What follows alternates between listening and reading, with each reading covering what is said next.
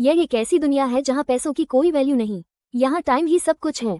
यहाँ अगर आपको कोई चीज़ खरीदनी है तो आपको उस चीज़ के बदले अपनी जिंदगी का कुछ टाइम देना पड़ेगा, तब जाकर आप उस चीज़ को खरीद पाएंगे। लेकिन इस दुनिया में एक अच्छी जिंदगी गुजारने के लिए आपके पास टाइम का होना भी जरूरी है, क्योंकि यहाँ जब किसी इंसान की आज 25 साल तक पहुंच जाती है तो उस इंसान के हाथ पर 1 साल का टाइम स्टार्ट हो जाता है।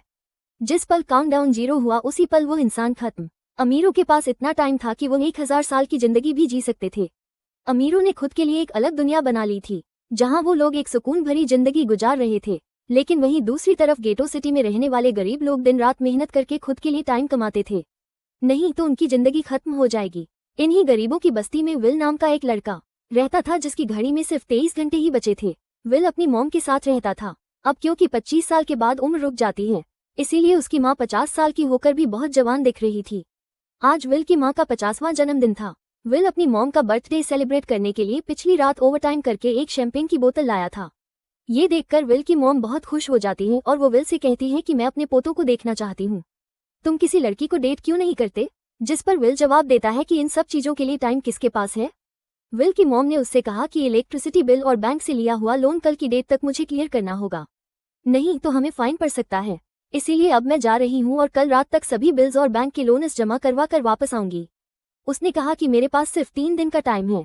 इलेक्ट्रिसिटी बिल और बैंक का लोन चुकाने में मेरे पास लगभग सारा टाइम खर्च हो जाएगा।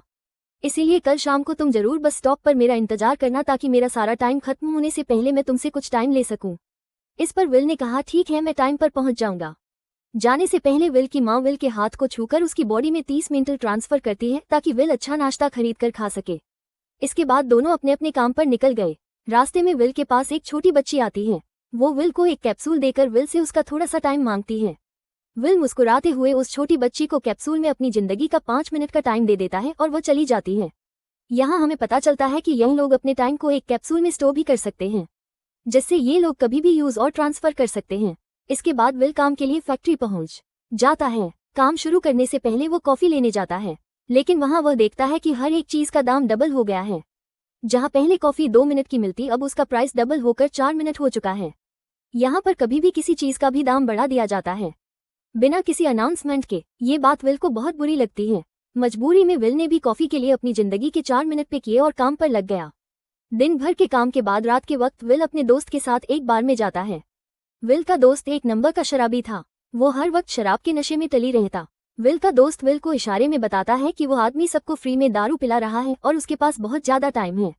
ये सुनकर विल ने जब उस आदमी की तरफ देखा तो उसे चारों तरफ से लड़कियों ने घेरा हुआ था। विल की जब उस आदमी की घड़ी पर नजर गई तो उस आदमी के पास 116 साल का टाइम था। ये देखकर विल समझ जाता है कि यह आदमी ग्रीनविच सिटी से है, क्योंकि गेटो सिटी में लोगों के पास ज्यादा से ज्यादा 2 दिन का टाइम होता है। विल उस आदमी के पास आया और उसे वार्न करने लगा कि यहाँ पर तुम्हें नहीं होना चाहिए था। यहाँ चोरों का खतरा है, ये लोग तुम्हें मारकर तुम्हारा टाइम चुरा लेंगे, इसलिए जल्दी से यहाँ से निकल जाओ। लेकिन वो आदमी विल की बातों को सीरियस नहीं लेता और उसे इग्नोर करके ड्रिंक करने लग जाता है। तभी उस बार में फोर्टिस नाम का एक गैंगस्टर अपने ग्रुप के साथ आया, जिसे देखकर सारे लोग बाहर निकल भागे। दरअसल ये शहर के सबसे बड़े गुंडे हैं जो लोगों से जबरदस्ती टाइम चुराते हैं। विल का दोस्त विल को पकड़कर ले जाने लगा, लेकिन विल ने जाने से इनकार कर दिया और वहां एक कोने में छिपकर सब कुछ देखने लगा। फोर्टिस उस अमीर आदमी से उसका सारा टाइम लूटने आया था। फोर्टिस उस अमीर आदमी को चैलेंज करता है कि चलो पंजा लड़ाते हैं और जो हारेगा वो अपना सारा टाइम जीतने वाले को दे देगा। ये टाइम फाइट आर्म रेसलिंग की तरह थी, जिसमें 2 लोगों को एक दूसरे की कलाई पकड़नी होती थी। जिस भी इंसान की कलाई नीचे होती थी उसका टाइम घटने लगता था और वो टाइम उस आदमी के हाथ में ट्रांसफर होने लगता था जिसकी कलाई ऊपर होती थी। इस तरह जीतने वाला इंसान सारा टाइम उस दूसरे आदमी से अपनी बॉडी में स्टोर करके उसे मार देता। फोर्टिस उस आदमी से कहता है, क्या तुम इसके लिए तैयार हो? इस पर उस अमीर आदमी ने कहा कि मैंने बहुत ज्यादा ड्रिंक की हुई है, इसलिए मुझे कुछ टाइम चाहिए, उसके बाद मैं तुम्हारे चैलेंज के लिए तैयार हूँ। फोर्टिस कहता है कि ठीक है, ये तुम्हारी आखिरी ख्वाहिश है, जाओ मैं तुम्हें तैयार होने के लिए कुछ मिनट देता हूँ। फोर्टिस उसके साथ अपना एक आदमी भी भेज देता है ताकि यह भाग ना सके। वो अमीर आदमी बाथरूम में आकर बहुत ज्यादा उल्टियां करने लग जाता है, क्योंकि उसे काफी चढ़ गई थी। इसलिए अगर वो इस हालत में फोर्टिस से पंजा लड़ता तो इस अमीर आदमी का हारना कन्फर्म था। तभी विल वहां पर आ जाता है। वो फोर्टिस के आदमी को मारकर उस अमीर आदमी को अपने साथ उस जगह से बाहर निकाल लेता है और उसे फोर्टिस से बचाकर एक सेफ जगह पर ले आया। विल ने उस अमीर आदमी से कहा कि मैंने तुमसे कहा भी कि तुम्हारी जान को खतरा है, तुम जानबूझकर अपना टाइम क्यों बर्बाद कर रहे हो? वो आदमी विल को अपना नाम हेनरी बताता है और वो विल से पूछता है कि तुम्हारी उम्र कितनी है?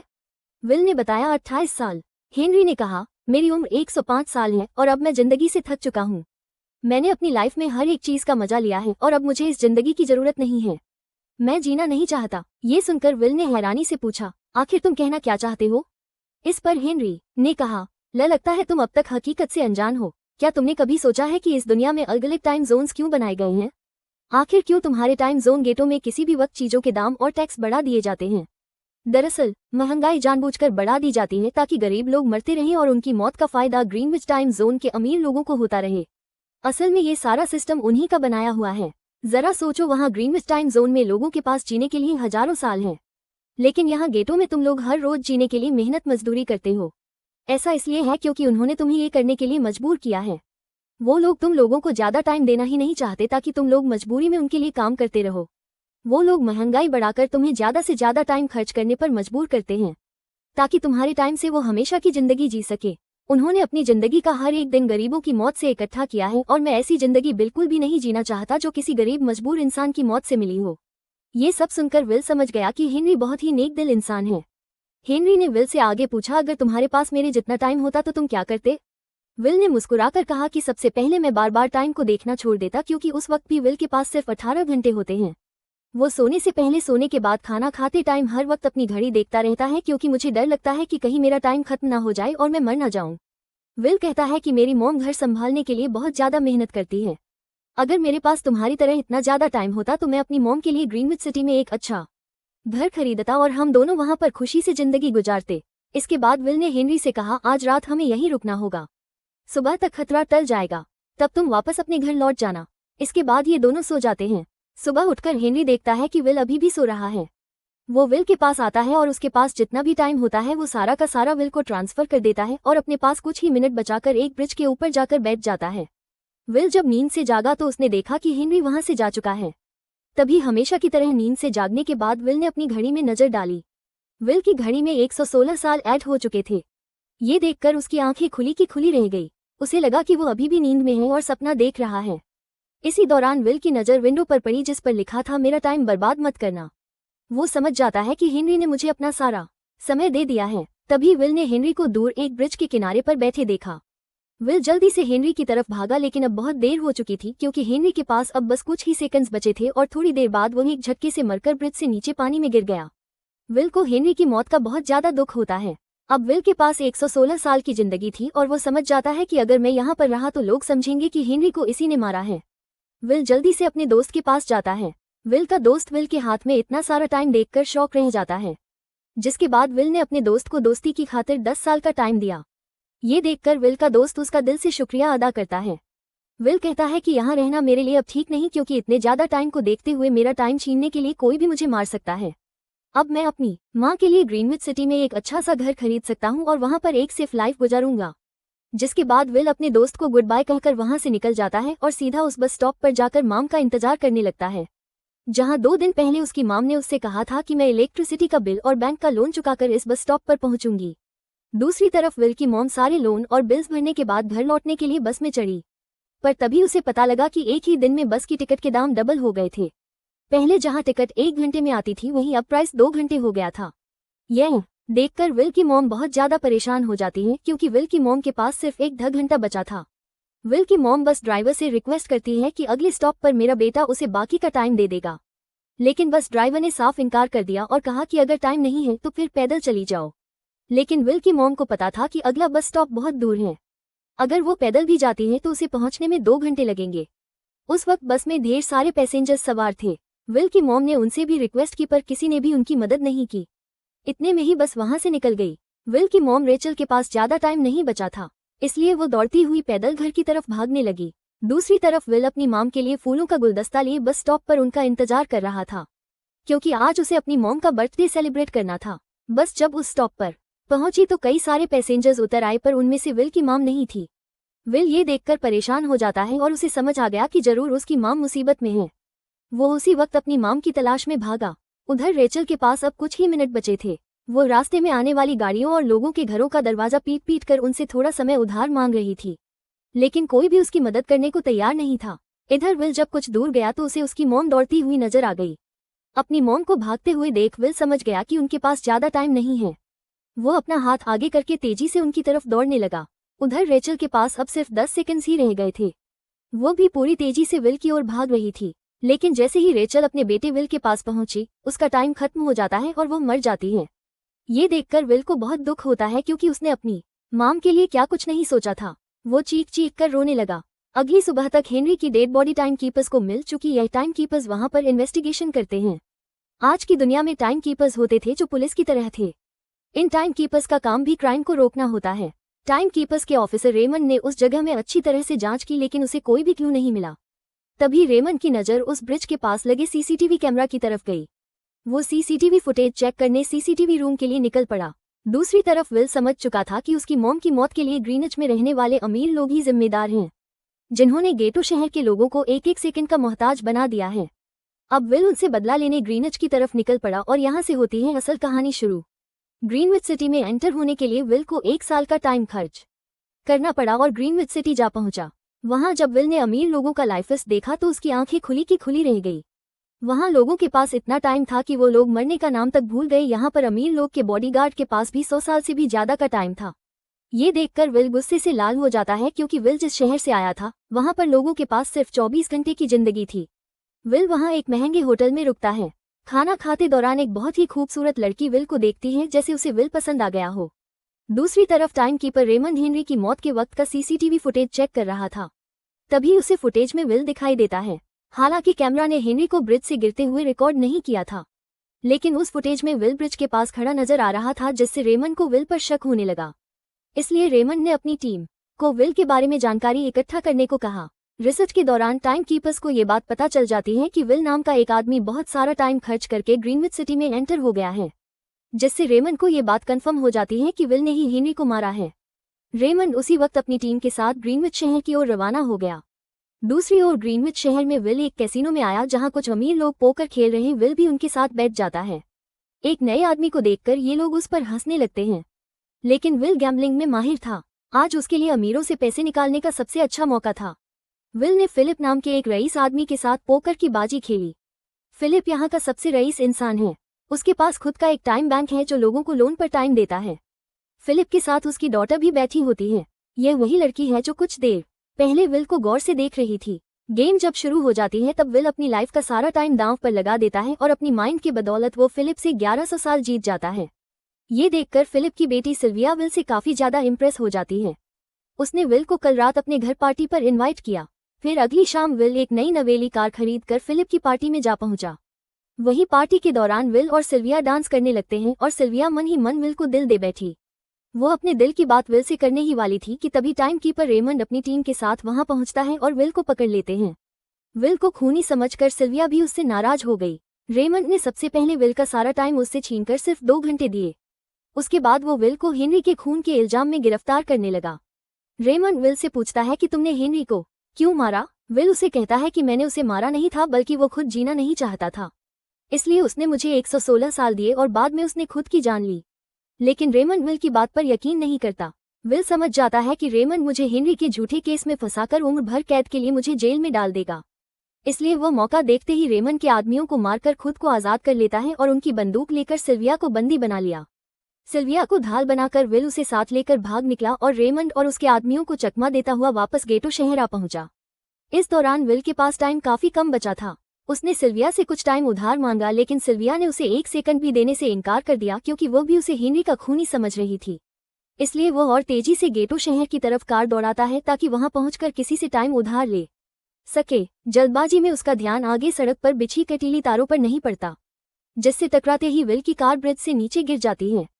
इस एक्सीडेंट में विल और सिल्विया बेहोश हो गए। असल में रास्ते में वो कांटे फोर्टिस और उसकी गैंग ने बिछाए। फोर्टिस ने देखा कि सिल्विया के पास 10 साल का टाइम था। वो सिल्विया का सारा टाइम चुराकर वहां से निकल जाते हैं। इतने में ही विल और सिल्विया को होश आया।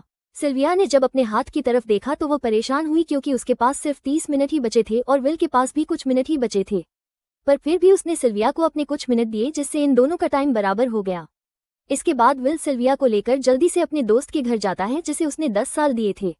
जब उसके दोस्त की वाइफ ने दरवाजा खोला और उसने विल को देखा तो उसने विल से नाराजगी जताते हुए कहा, तुम्हारे दिए हुए 10 साल ने मेरे हस्बैंड की जान ले ली। उसने सारा टाइम शराब में उड़ा दिया जिससे उसकी मौत हुई। ये सुनकर विल मायूस हो गया, लेकिन अब इन दोनों के पास भी ज्यादा टाइम नहीं था। अगर ये दोनों जल्दी से कुछ नहीं करते तो इनकी भी मौत पक्की थी। तभी विल ने सिल्विया के कानों में यही देखी जो हीरे की थी। उसे बेचकर विल और सिल्विया को 2 दिन का टाइम मिल गया। इसके बाद विल सिल्विया को लेकर फोन बूथ पर आया। उसने सिल्विया के पिता फिलिप को कॉल किया और बताया कि उसकी बेटी अब तक सही सलामत है। उस वक्त रेमंड भी फिलिप के पास ही मौजूद था और विल को भी पता था कि रेमंड भी वहां मौजूद है। विल ने सिल्विया को छोड़ने के बदले 10,000 साल का टाइम मांगा और वो 10,000 साल टाइम बैंक के जरिए गरीब लोगों में बांटने को कहा और कल सुबह तक का टाइम दिया। हालांकि फिलिप के लिए ये रकम कुछ भी नहीं थी, पर फिलिप किसी भी कीमत पर गरीबों को टाइम नहीं देना चाहता था। इधर विल सिल्विया को अपने घर ले आया, जहां पर दोनों सुबह होने का इंतजार कर रहे थे। इसी दौरान सिल्विया ने विल से पूछा कि उसकी फैमिली कहाँ है। इस पर विल ने बताया कि पिछली रात ही टाइम ना होने की वजह से मेरी माँ की डेथ हुई। ये सुनकर सिल्विया को बहुत बुरा लगता है और उसे एहसास होता है कि यहाँ गरीब लोग हर पल मौत के डर में जीते हैं। उन्हें एक दिन का टाइम कमाने में कितनी मेहनत करनी पड़ती है। अगली सुबह बैंक खुलते ही विल और सिल्विया खिड़की से बैंक पर नजर रखने लगे, लेकिन बैंक ने गरीबों में टाइम नहीं बांटा। सिल्विया ये देखकर बहुत मायूस हो गई कि टाइम के आगे उसके पिता के लिए अपनी बेटी की भी कोई कीमत नहीं थी। अब सिल्विया को समझ आ गया कि उसके पिता सिर्फ बिजनेसमैन नहीं हैं, बल्कि वो इस सिस्टम के हेड हैं। वो गरीब लोगों की मौत से अपनी जिंदगी के साल जमा करते हैं। सिल्विया को यूं मायूस देखकर विल ने उसे वापस घर भेजने का फैसला किया। वो उसे फोन बूथ पर ले आया और अपने पिता को कॉल करके अपने लिए मदद बुलाने को कहा। इस दौरान विल सिल्विया को वेपन भी दे देता है ताकि वो खुद की हिफाजत कर सके। इधर सिल्विया फोन पर अपने पिता से बात कर रही थी कि तभी टाइम कीपर रेमंड चुपके से वहां आ पहुंचा और विल पर गन तान दी। रेमंड विल पर गोली चलाने ही वाला था कि तभी सिल्विया ने रेमंड को देख लिया और घबराहट में रेमंड पर गोली चला दी। ये देख विल घबराकर रेमंड के पास आया। हालांकि वो गोली रेमंड के हाथ को छूकर निकल गई थी। रेमंड के हाथ से बहुत खून निकल रहा था। विल ने रेमंड की घड़ी देखी। रेमंड के पास सिर्फ 2 घंटे बचे थे। दरअसल टाइम कीपर्स को भी सैलरी के तौर पर हर रोज 1 दिन का ही टाइम मिलता था। विल समझ गया कि जब तक रेमंड के पास उसके टीम वाले पहुंचेंगे तब तक रेमंड का ज्यादा खून बहने की वजह से उसकी मौत हो गई होगी। इसलिए विल रेमंड को 2 घंटे का टाइम देते हुए रेमंड की कार को लेकर वहां से निकल गया। रेमंड को गोली मारकर अब सिल्विया भी क्राइम लिस्ट में आ चुकी थी। हालांकि विल ने सिल्विया से कहा कि वो अभी इन सब से निकल सकती है, लेकिन ग्रीनिच में सिल्विया की जिंदगी पिंजरे में कैद पंछी की तरह थी। उसके पिता फिलिप ने उस पर बहुत सारी पाबंदियां लगा दी थी, पर यहाँ आकर उसे आज़ादी का एहसास हो रहा था क्योंकि यहाँ वो अपनी मर्जी की मालिक थी और सिल्विया समझ जाती है कि यहाँ पर लोगों के साथ गलत हो रहा है। अब वो भी गरीबों को उनका हक दिलाने में विल के साथ थी। विल और सिल्विया ने मिलकर अमीरों को लूटना शुरू कर दिया। सिल्विया जो कि ग्रीनिच सिटी के चप्पे से वाकिफ थी, इसलिए इन दोनों ने प्लान बनाया कि वो ग्रीनिच सिटी में बैंक से टाइम कैप्सूल चुराएंगे और उनको गरीबों में बांट देंगे। सिल्विया ने सबसे पहले अपने पिता फिलिप के कई सारे बैंक्स में डाका डाला क्योंकि फिलिप ने गरीबों की मौत से वो सारा टाइम इकट्ठा किया था। इन दोनों ने तिजोरी से सभी टाइम कैप्सूल एक बैग में पैक करके वहां से निकल गए और उन्हें गरीबों में बांटने लगे। इतनी बड़ी चोरी करने के बाद अब सरकार भी इन दोनों से तंग आ चुका था, इसीलिए सरकार ने इन दोनों के सर पर 10 साल का टाइम इनाम रख दिया।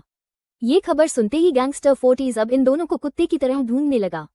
लेकिन विल और सिल्विया हर रोज अपना ठिकाना बदलते रहते थे, जिससे वो किसी के हाथ नहीं आते थे। ये दोनों एक होटल में छुपे हुए थे। इनके पास टाइम की कमी तो थी नहीं, इसलिए उन्होंने पूरे होटल को ही बुक कर लिया था। फोर्टिस इन दोनों की तलाश में उस होटल के बाहर आ पहुंचा।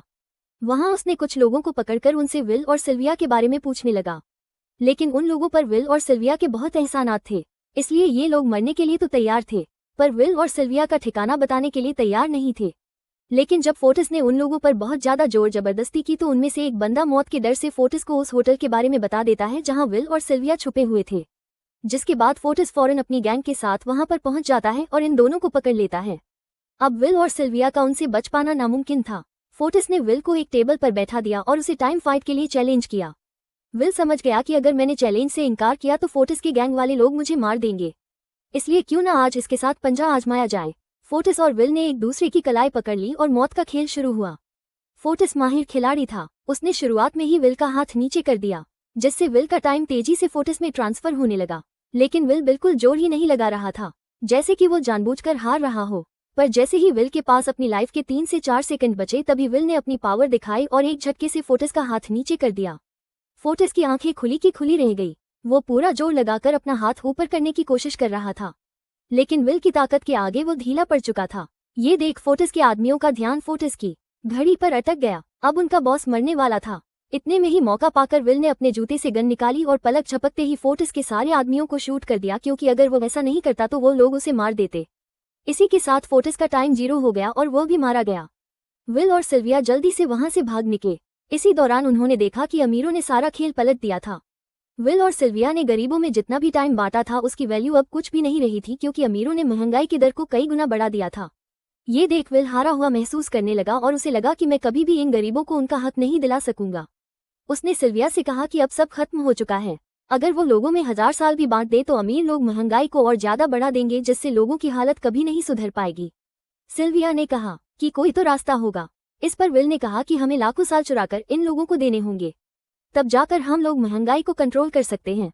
हालांकि यह इतना आसान नहीं था, पर सिल्विया ने इसके लिए एक प्लान सोच रखा था। अगली ही सुबह जब फिलिप अपने बॉडीगार्ड्स के साथ ऑफिस पहुंचा तभी सिल्विया वहां आई और उसने अपने पिता से कहा कि वो सरेंडर करना चाहती है।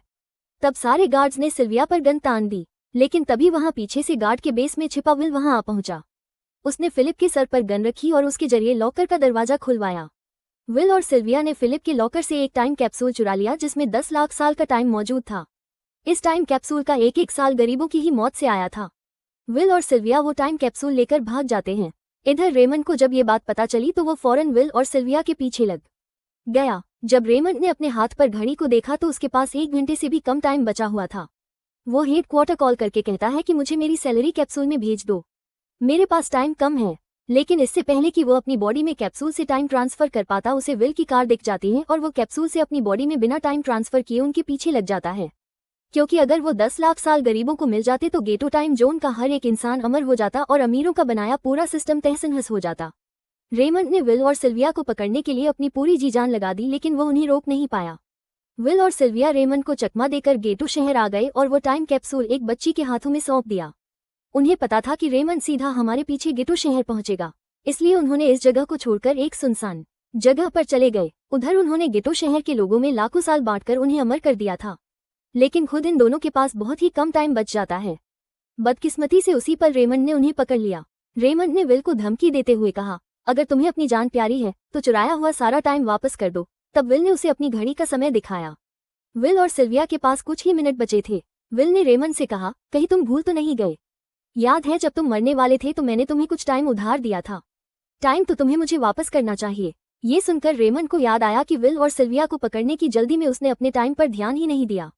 जब उसने अपनी घड़ी पर नजर डाली तो उसके पास सिर्फ 5 सेकंड ही बचे थे, जो देखते ही देखते 0 हो गए और रेमंड मारा गया।